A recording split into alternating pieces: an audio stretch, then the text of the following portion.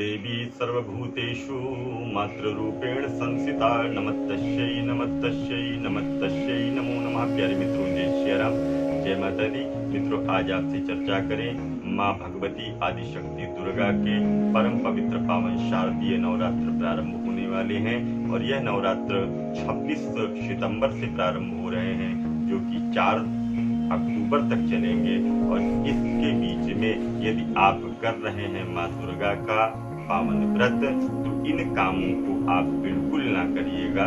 हमारी बात को आप ध्यान में लेकर के आप इन बातों को बिल्कुल नहीं करना है।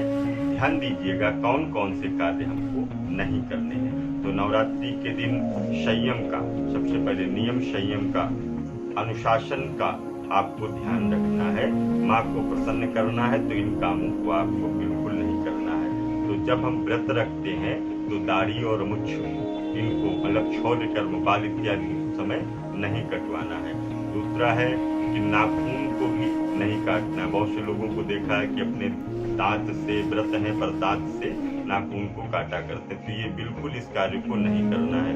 तीसरा, अखंड ज्योति जला रहे हैं तो घर को खाली छोड़ करके आपको नहीं जाना है। घर में ताला लगा करके आपको नहीं जाना अगर आप अखंड ज्योति अपने घर पे जला रहे हैं। खाने में लहसुन, प्याज, नॉन वेज इत्यादि का बिल्कुल त्याग करेंगे, उसको बिल्कुल टच नहीं करेंगे, छुएंगे नहीं। 9 दिन तक व्रत रखने वालों को गंदे और बिना धुले कपड़ों का भी प्रयोग नहीं करना चाहिए। गंदे कपड़े और बिना धुले हुए कपड़ों को नहीं धारण करना चाहिए। और व्रत रखने वाले लोगों को जैसे बेल्ट है, चप्पल चमड़े की है, जूते हैं, चमड़े की बैग है, इन चीजों का भी इस्तेमाल नहीं करना चाहिए।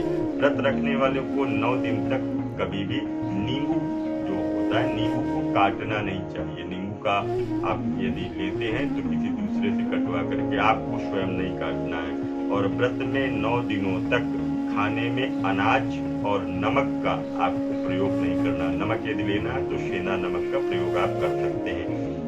और विष्णु पुराण के अनुसार नवरात्रि के 9 दिनों के मध्य में दिन में सोना भी नहीं चाहिए, रात्रि में आपको सोना चाहिए। फल की जगह जब आप फलाहार लें तो इधर नहीं कि एक पकौड़ी ले ली और इधर घूम रहे हैं, इधर घूम रहे हैं, ऐसे घूम घूम कर टहल टहल कर ये नहीं खाना। प्रसाद भोग लीजिएगा और उसको एक जगह रख दीजिएगा। पहले माँ का भोग लगाइए, एक जगह रखिए और आप बैठ जाइए और फिर उसको धीरे धीरे आप प्रसाद को ग्रहण करिए। मतलब बैठ करके ही आपको एक स्थान पर बैठ करके ही आपको प्रसाद लेना है। और इसके साथ साथ इस नवरात्र के पावन पर्व पर दुर्गा चालीसा, मंत्र, सप्तशती का पाठ आप कर सकते हैं तो बहुत अच्छा है, नहीं कर सकते हैं तो ब्राह्मणों से कराना चाहिए। और दूसरी बात, बोलने या उठने में गलती ना करें। अगर आप पाठ कर रहे हैं, पूजा कर रहे हैं तो बीच में आपको बोलना नहीं है और उठना नहीं। अगर आप बोलते हैं तो आप थोड़ा सा जल अपने पास में रखिएगा, जल मुख में डालिएगा, फिर आप बोलिएगा और फिर इसके बाद जब आप पाठ प्रारंभ करें फिर जल डालिएगा, फिर पाठ को प्रारंभ करिए। इससे क्या होता है, अगर हम बीच में बोल देते हैं तो नकारात्मक शक्तियां उस हमारे प्रभाव को ले जाती हैं, उस पाठ के फल को ले जाती हैं।